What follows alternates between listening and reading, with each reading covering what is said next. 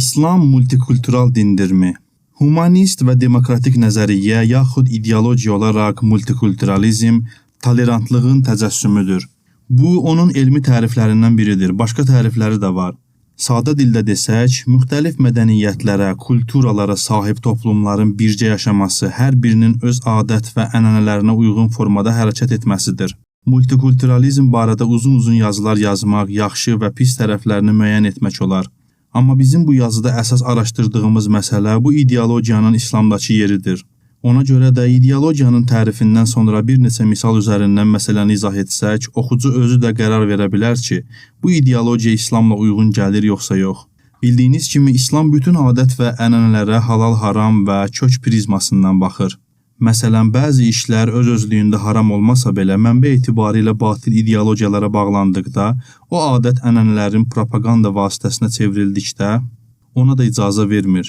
Ənənələr öz-özlüyündə haram işlər olduqda isə onları bəri başdan rədd edir. Bu məqamda hansısa toplumun həmin haramlara baxışının müsbət olması, onların bu işləri cəmiyyət içində icra etməsinə əsas kimi qəbul edilmir. Multikulturalizmdə isə nəinki mədəniyyətlər, onların yanında hətta submədəniyyətlər də özünü ifadə haqqına sahibdir. Məsələn, toplumun içindən 5 nəfər çıxıb it kimi yaşamaq istəyini bildirirsə, onlara da bu haqq tanınmalıdır. Təbii ki, multikulturalizmdəki bütün icazələr də həmin mədəniyyət və submədəniyyətlərin liberalizmlə ziddiyyət təşkil etmədiyi haldadır. Misal üçün, modernizmin məhsulu olan faşizm və kommunizm liberalizmdə icazəsizdir.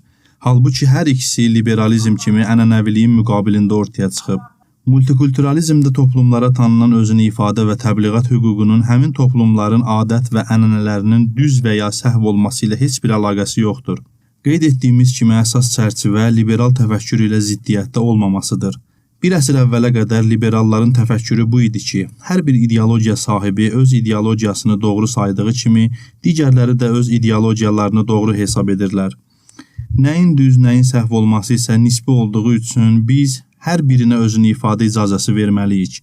İndiki dövrün liberallarının fikri isə budur ki, qlobalizmdən qeyri bütün ideologiyalar səhv olduğu üçün həmin səhv ideologiyalardan birinə tanınan hüquq digərinə də tanınmalıdır.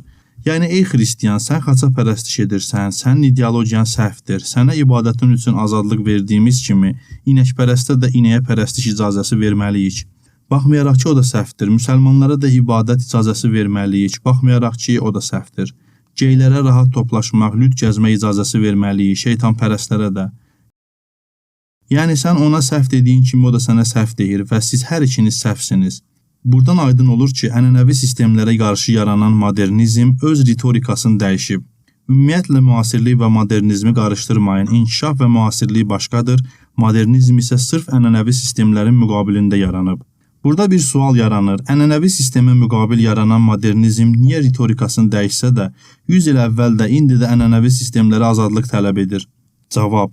Çünki ənənəvi sistemləri məhv etməyin ən asan üsulu başqa bir ənənəvi sistemi onun daxilinə salmaq və ona dözümlülük göstərilməsini tələb etməkdir.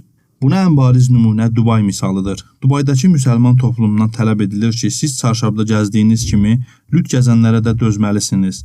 Baxmayaraq ki, bu tələb onların ənənəvi yaşam tərzinə qarşıdır. Çünki onlarda qapalı gəzməyin əsas fəlsəfəsi gözlərin lüt insanları görməsinin qarşısını almaq idi. Beləcə, həmin ənənəvi müsəlman toplumuna çarşabda gəzmə icazəsi verilsə də, ideologiyalarının mahiyyətini təşkil edən üryan insanları görməməyi aradan aparmış olurlar.